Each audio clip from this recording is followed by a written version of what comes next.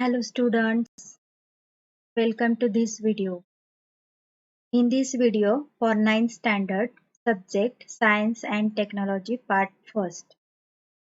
So in this part first, the first chapter Laws of Motion. So today we are going to discuss about the following topics.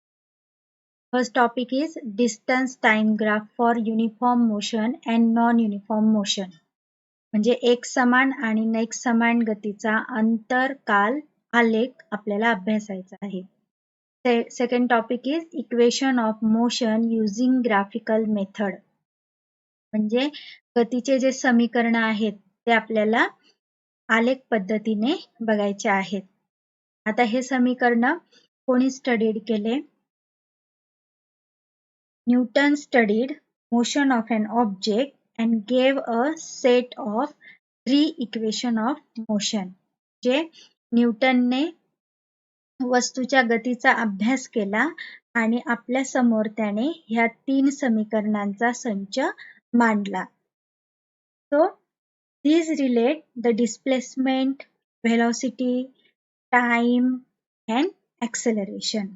म्हणजेच एका रेषेत गतिमान वस्तूचे विस्थापन, वेग, त्वरण आणि काल यातील जो संबंध आहे तो संबंध या समीकरणात मांडला आहे.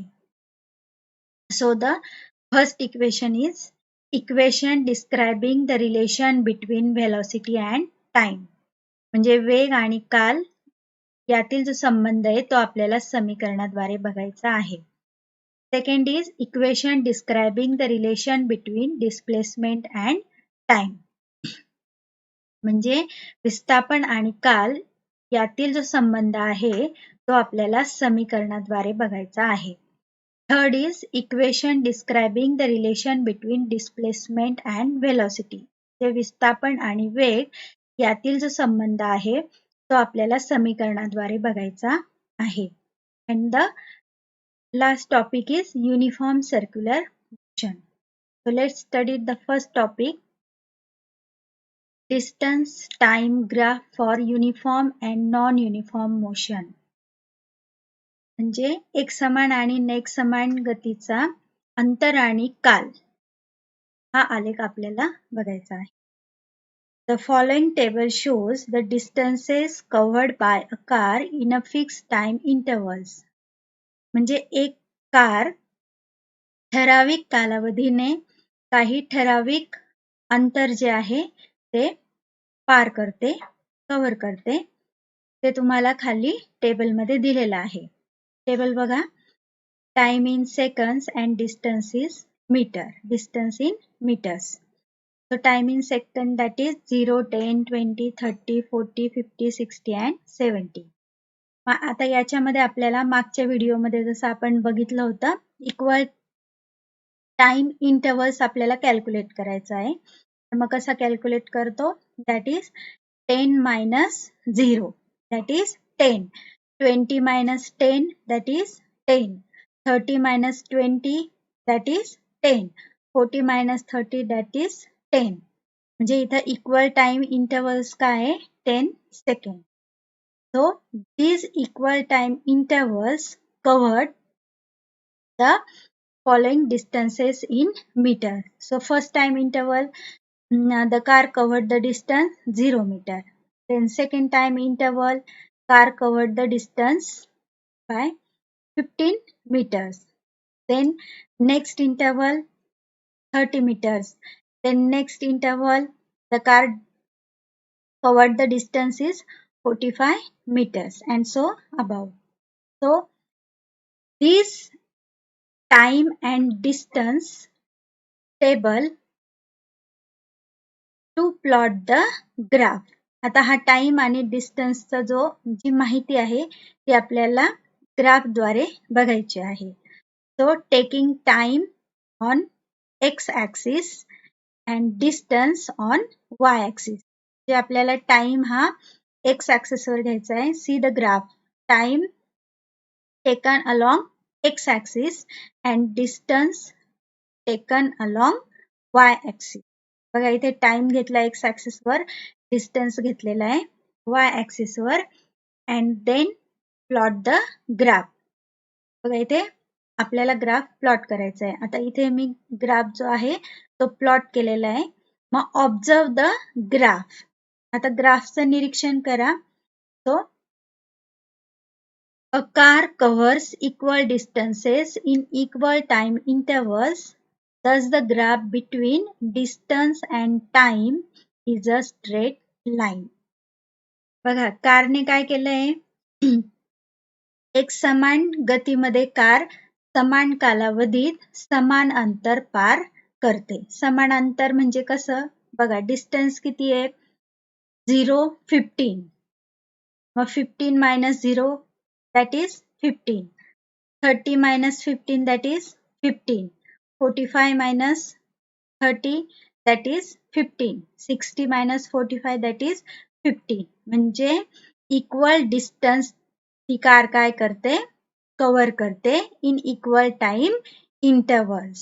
So a car covers equal distances म्हणजे प्रत्येक इंटरवलला ती किती डिस्टन्स कव्हर करते तर 15 डिस्टन्स एवढा ती कव्हर करते. 15 minus 0 15 30 minus 15 that is 15 45 minus 30 that is 15 म्हणजे प्रत्येक याला ती प्रत्येक टाइम इंटरवलला ती 15 मीटर्स एवढा डिस्टन्स कव्हर करते. म्हणजे डिस्टन्स पण काय झाला इक्वल आहे आणि टाइम इंटरवल पण इक्वल आहे. So a car covers equal distances in equal time intervals.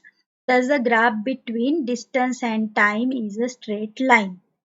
मग आता ती कार काय करते समान अंतर हे समान कालावधीत पार करते म्हणून डिस्टन्स अँड टाइमचा जो आलेख आहे तो काय दर्शवतो सरळ रेषा दर्शवतो.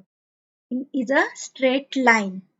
So this graph is a uniform motion or the motion of a car is a uniform motion. म्हणून त्या कारची गती काय झाली uniform motion because the distance time graph is a straight line. So the motion of car is a uniform motion. Then next, the following table shows the distances covered by a bus in equal time intervals. बघा इथे अजून एक example दिलंय की बस ही equal time intervals मध्ये काही अंतर पार करते. मग त्यावरनं आपल्याला टाइम आणि डिस्टन्सचा ग्राफ प्लॉट करायचा आहे. बघा खाली टेबलमध्ये तुम्हाला माहिती दिलेली आहे time and distance. So time in second and distance in meter. So time in second that is 0, 5, 10, 15, 20, 25, 30, 35. मग याच्यामध्ये आपल्याला काय शोधायचं पहिल्यांदी first calculate the equal time intervals म्हणजे टाइम इक्वल आहे का ते आपल्याला कॅल्क्युलेट करायचंय. मग आपण कसं कॅल्क्युलेट करतो final minus initial. So 5 minus 0 that is 5 10 minus 5 that is 5 15 minus 10 that is 5 20 minus 15 that is 5 म्हणजे इथे टाइम कसा आहे इक्वल आहे. सो इक्वल टाइम इंटरवल पण मग या इक्वल टाइम इंटरवल मध्ये बसने इक्वल डिस्टन्स कव्हर केला आहे का मग हे आपल्याला काढायचं आहे. डिस्टन्स बसने इक्वल डिस्टन्स बसने कव्हर केलाय का ते आपण काढू. बघा ते कसं काढायचं डिस्टन्सचा कॉलम बघा 7 minus 0 that is 7 12 minus 7 that is 5. बघा इथे अनइक्वल डिस्टन्स झालेला आहे. 20 minus 12 that is 8 30 minus 20 that is 10 म्हणजे आता हा जो डिस्टन्स आहे हा इक्वल आहे का नाही हा इक्वल नाहीये. म्हणजे बसने काय केलं इक्वल टाइम इंटरवल्स मध्ये अनइक्वल डिस्टन्स कव्हर केला आहे. मग आता याचा ग्राफ आपल्याला काय करायचा आहे प्लॉट करायचा आहे. So again taking time along x axis and distance along Y axis. इथं परत आपल्याला टाइम एक्स ऍक्सिस वर घ्यायचा आहे डिस्टन्स वाय ऍक्सिस वर घ्यायचा आहे. Then plot the graph. So graph मी प्लॉट केलेला आहे बघा. Observe the graph. ग्राफचं ऑब्झर्वेशन करा. द लाईन बघा त्याची स्ट्रेट आहे का. So the distance changes non-uniformly with time, thus the bus is having non-uniform motion. आता ह्या बसने जो डिस्टन्स कव्हर केलेला आहे तो कसा होता, अनइक्वल होता. म्हणजे पहिल्यांदी 7 मीटर, नंतर 5 मीटर, नंतर 8 मीटर, नंतर 10 मीटर. म्हणजे हा डिस्टन्स कसा होता, अनइक्वल होता. पण टाइम कसा होता, इक्वल टाइम इंटरवल होता. म्हणजे 5 सेकंद होता equal time. So the distance changes non uniformly with time, thus the bus is having non-uniform motion. म्हणजेच काय, येथे कालानुसार अंतरात नैक समान बदल होतो आहे. म्हणून त्या बसची जी गती आहे ती कशी आहे, नैक समान गती. thus the bus is having non-uniform motion. म्हणजे ती बस कोणत्या मोशन मध्ये होती, non uniform motion. Then the next point is equation describing the relation between velocity and time.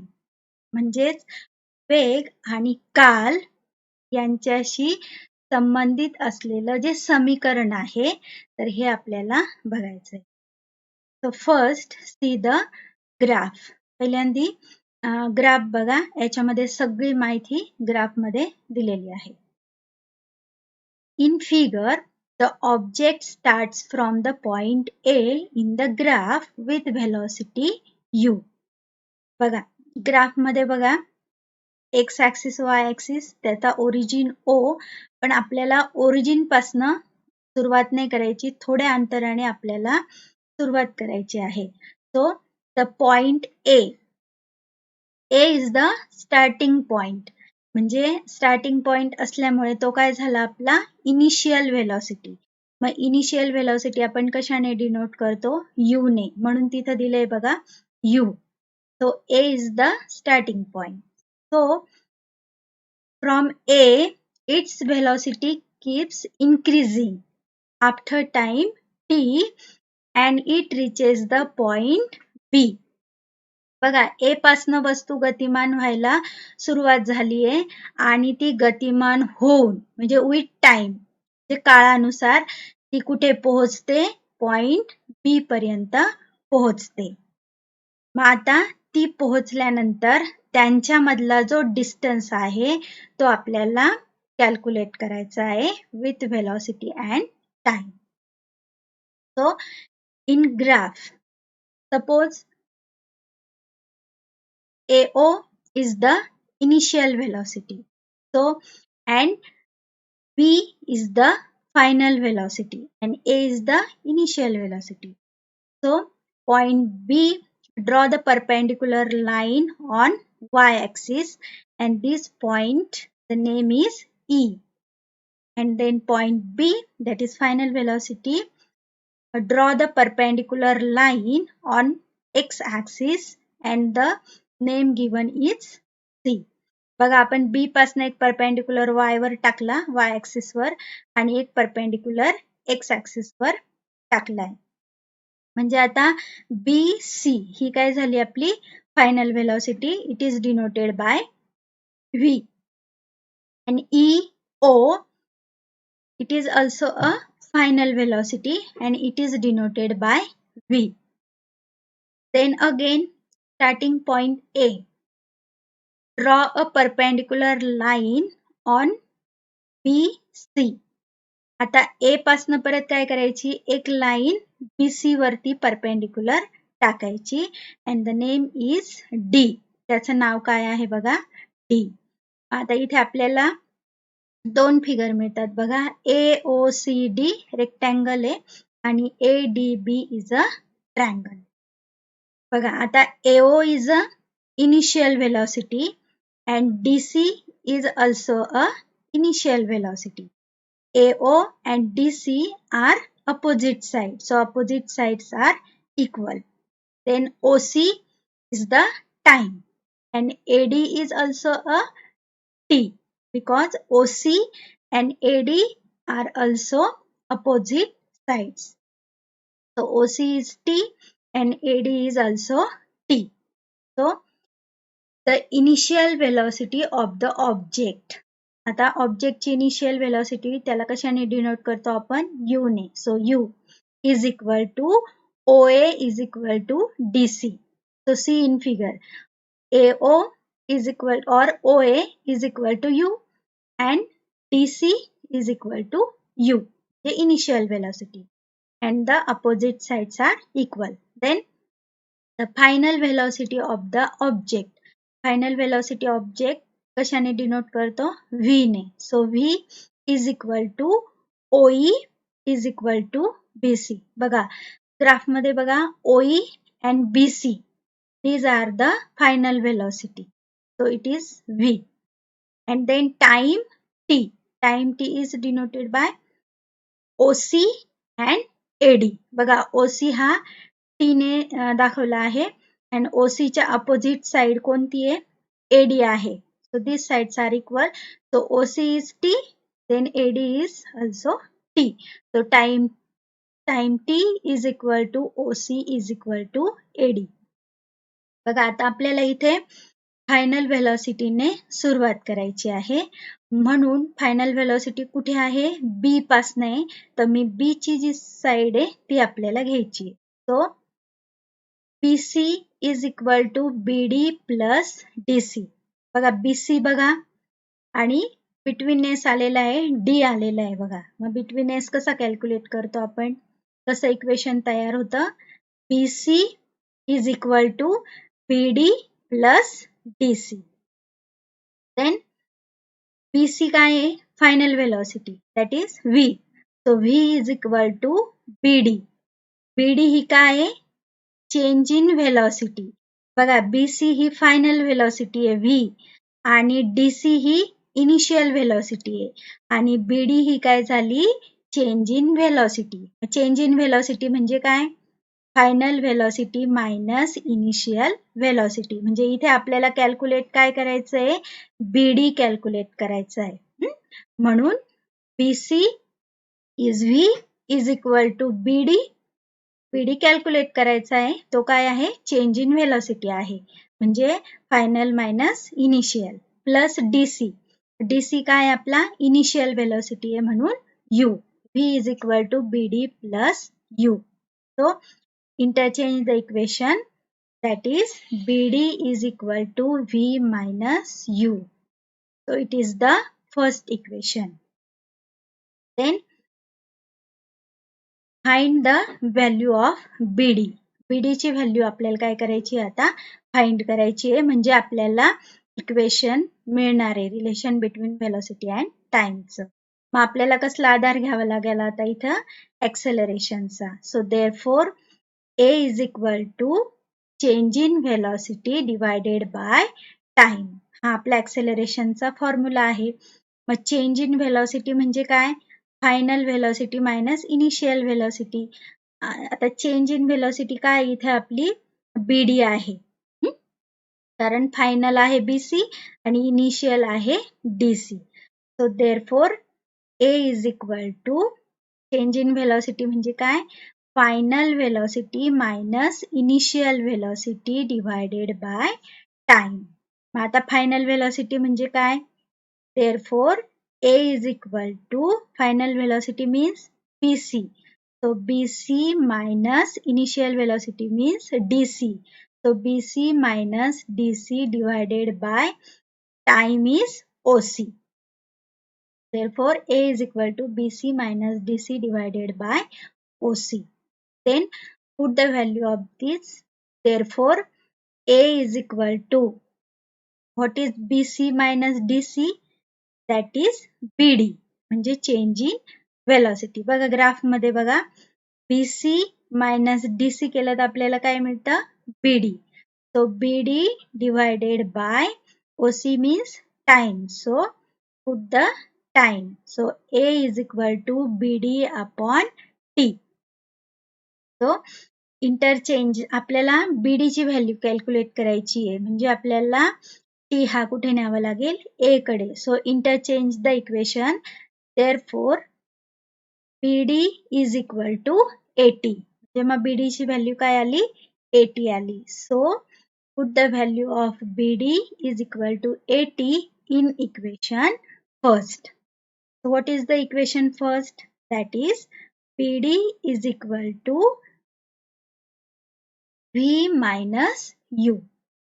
So put the value of BD in equation first. So BD put in 80. So 80 is equal to V minus U. So again interchange the equation. So what is made by the equation? That is V is equal to U plus 80. And this is Newton's first equation of motion. V is equal to U plus 80. So this is the relation between velocity and time. So second equation describing the relation between displacement and time. म्हणजे विस्थापन आणि काल यांच्यामधला संबंध दाखवणारं समीकरण आपल्याला अभ्यासायचं आहे. So again observe the graph. So let us suppose that an object in uniform acceleration A and it has covered the distance s within time t. From the graph, the distance covered by the object during time t is given by the area of quadrangle AOCB. म्हणजे आता एक object आहे, तो object distance covered करतो with time T, म्हणजे कालानुसार तो distance covered करतो आणि तो आपल्याला कशाने गिव्हन दिलेला, म्हणजे कशाने दाखवलेला आहे, तर क्वाड्रँगल AOCB. बघा ग्राफ मध्ये बघा क्वाड्रँगल AOCB हा आहे क्वाड्रँगल. मग आता याचा आपल्याला काय फाइंड करावं लागेल? एरिया फाइंड करावं लागेल, कारण आपल्याला रिलेशन कसलं बघायचं आहे? Displacement and time. म्हणजे तो जो ऑब्जेक्ट आहे त्याचं काय झालेलं आहे? विस्थापन झालेलं आहे आणि त्याचं समीकरण आपल्याला मिळवायचं आहे. तर मग आता डिस्प्लेसमेंट असल्यामुळे इथं आपल्याला काय घ्यावं लागेल? Yes. So therefore S is equal to area of quadrangle AOCB. आता हा जो क्वाड्रँगल आहे AOCB याचा एरिया आपल्याला कॅल्क्युलेट करायचा आहे, कारण ऑब्जेक्टने जे अंतर कव्हर केलेलं आहे from A to B, A पासून B पर्यंत जे अंतर कव्हर केलेलं आहे ते आपल्याला काढायचंय.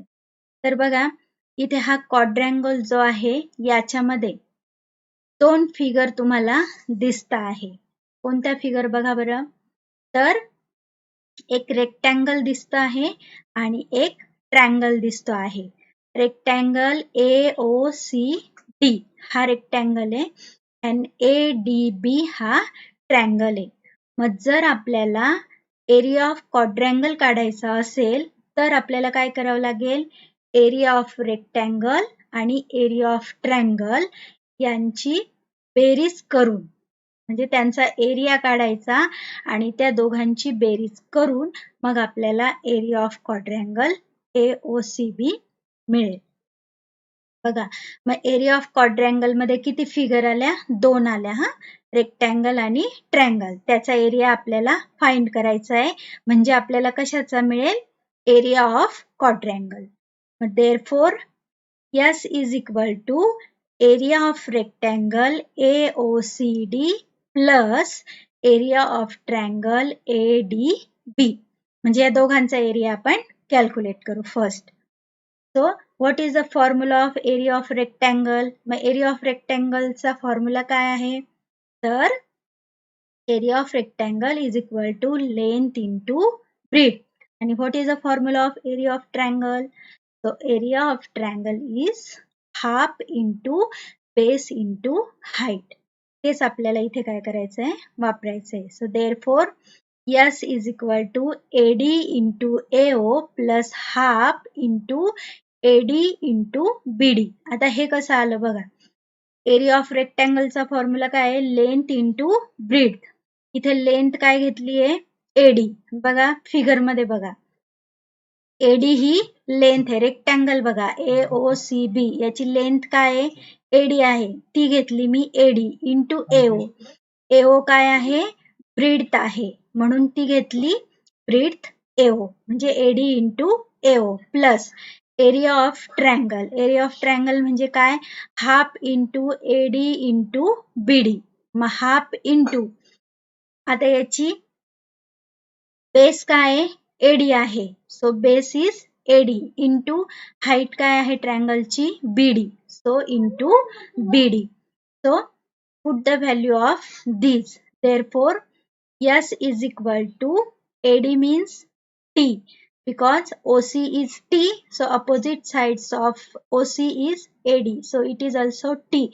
So put the value of AD, that is T into AO.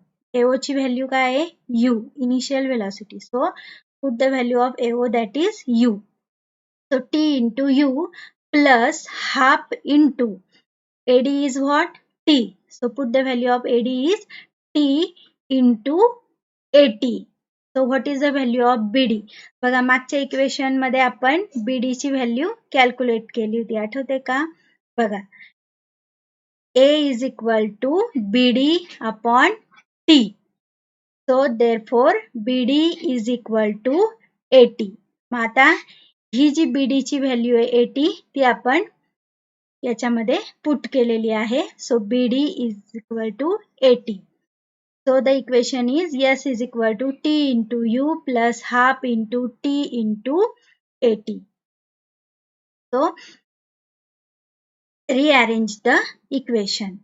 So therefore S is equal to UT plus half AT square.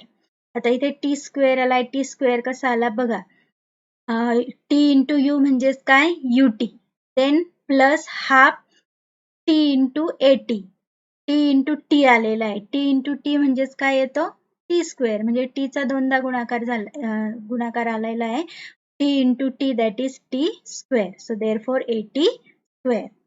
So the equation is S is equal to UT plus half AT square, and this is Newton's second equation of motion. आणि हे न्यूटन्सचं गतिविषयक दुसरं समीकरण आहे. Next equation is equation describing the relation between displacement and velocity. विस्थापन आणि वेग यांच्यातील संबंध असणारं समीकरण. So see the figure. In figure we can determine the distance covered by the object in time t from the area of the quadrangle AOCB. बघा आता एक ऑब्जेक्ट आहे, तो काय करतो, A पासन डिस्टन्स कव्हर करायला सुरुवात करतो from time T, from B point पर्यंत तो डिस्टन्स कव्हर करतो. मग त्याच्या खालची जी जागा आहे म्हणजे एनक्लोज्ड एरिया जो आहे, that is the area of the quadrangle AOCB. बघा फिगर मध्ये बघा क्वाड्रँगल दिलेला आहे AOCB.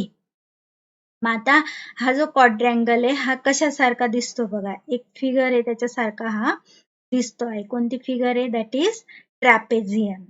So AOCB is a trapezium. Trapezium म्हणजे काय, समलंब चौकोन. तर AOCB इज अ ट्रॅपेझियम.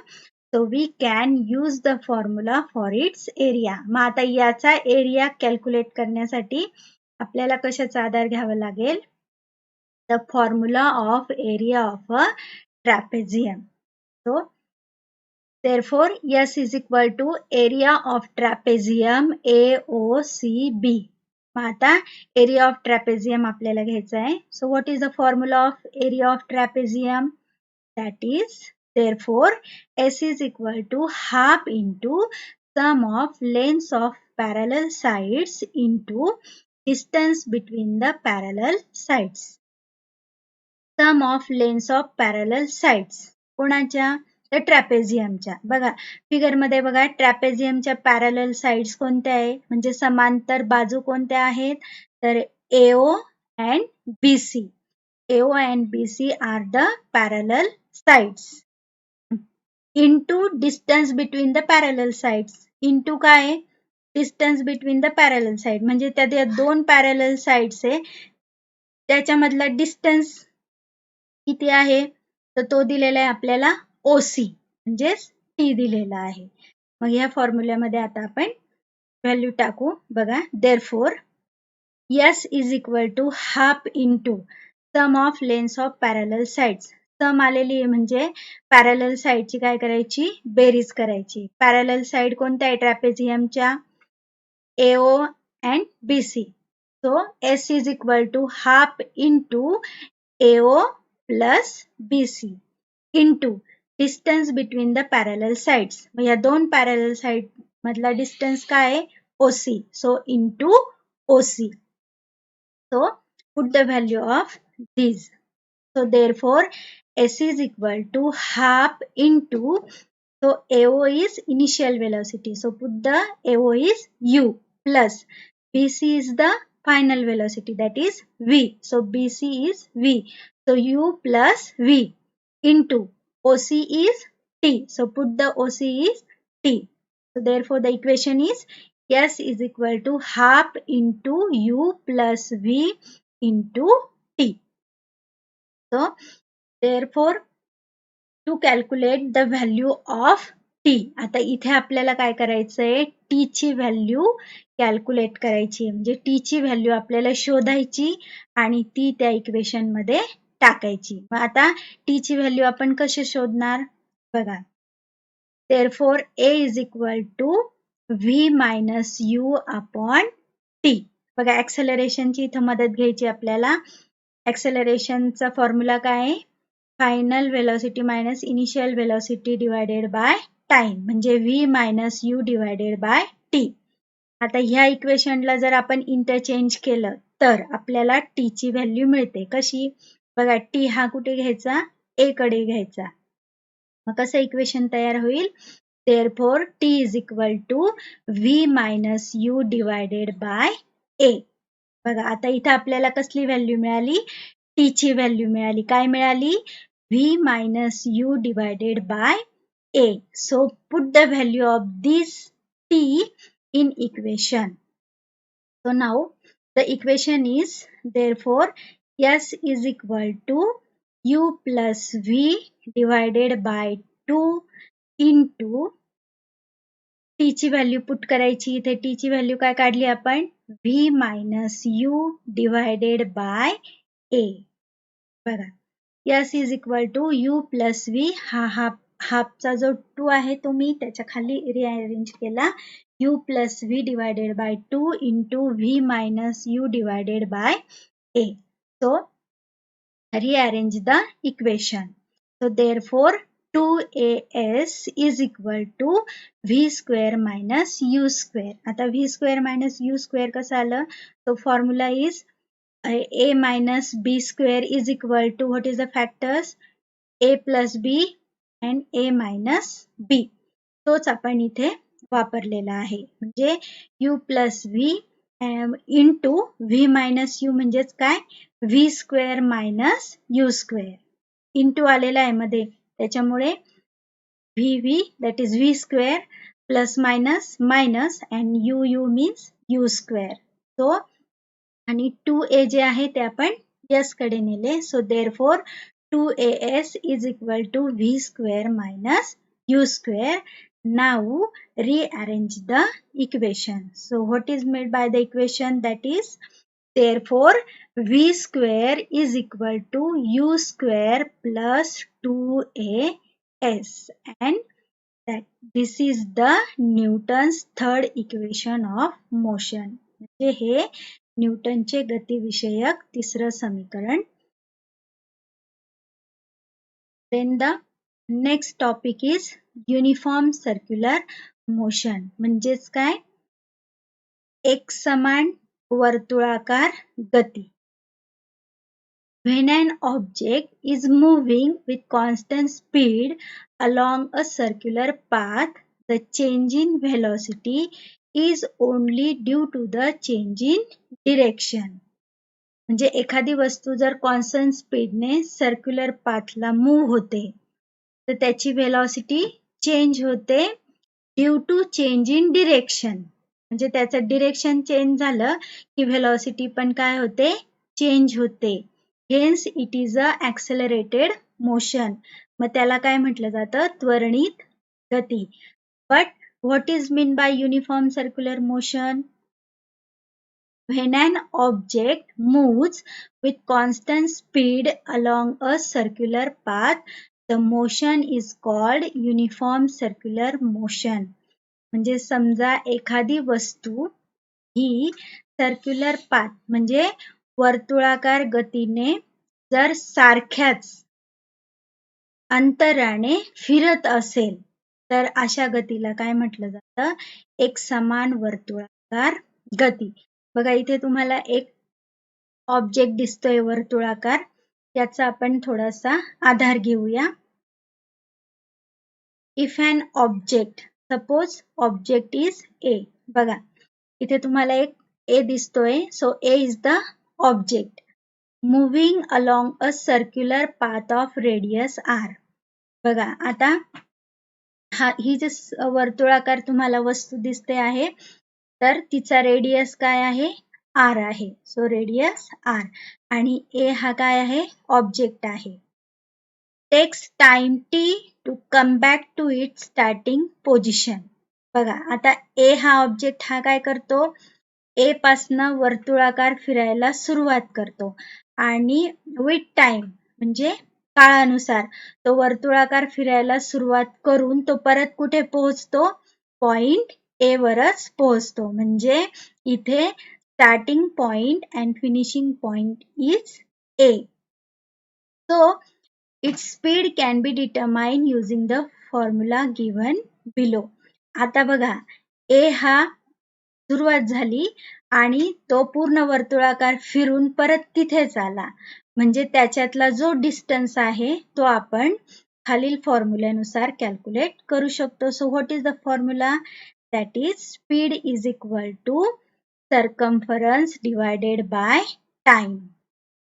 बघा आता इथे सर्कम्फरन्स आलेला आहे. सर्कम्फरन्स म्हणजे काय, बघा एखादी कुकरची रिंग घेतली आपण आणि ती मग एखाद्या ठिकाणी कट केली आणि तिला जर आपण स्ट्रेट केलं आणि ते अंतर जर मोजलं तर ते काय असतं, सर्कम्फरन्स म्हणजे परिघ, वर्तुळाचा परिघ. मग आता बघा इथे ए हा ऑब्जेक्ट आहे, याने काय केलं, वर्तुळाकार फिरला आणि परत त्याच पॉइंटवर आला, म्हणजे इथे काय झालं, डिस्टन्स कव्हर्ड झालं.